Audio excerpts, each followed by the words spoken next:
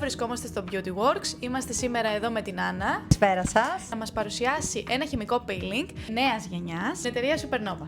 Τι είναι αυτό που κάνει το Supernova να ξεχωρίζει? Έχει να κάνει με την πατέντα ευρασιτεχνίας. Υπερφλωράνθρακες είναι ένα αέριο το οποίο καθιστά το χημικό peeling πολύ πιο δυναμικό. Οι υπερφλωράνθρακες είναι παροχής οξυγόνου στο κύτταρο. Έχουμε δει πραγματικά πολύ εντυπωσιακά αποτελέσματα. Τι περιέχει μέσα αυτή η φόρμουλα και είναι τόσο εντυπωσιακό? Έχουμε να κάνουμε με το TCA που είναι με 10 ή 14% αναλόγως στο σκεύασμα, με το αζελαϊκό, με το μανδελικό, καθώς και τη βιταμίνη B12.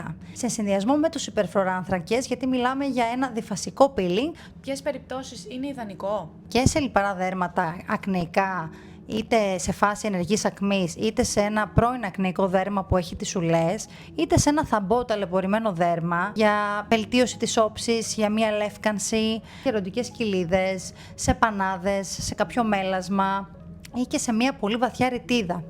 Το που το καθιστά πολύ ξεχωριστό είναι ότι ενδείκνυται και σε ροδόχρου. Τι αποτέλεσμα λοιπόν να περιμένουμε από την πρώτη συνεδρία? Ορατή βελτίωση έως και 45% στην επιδερμίδα του, καθώς και μία λεύκανση.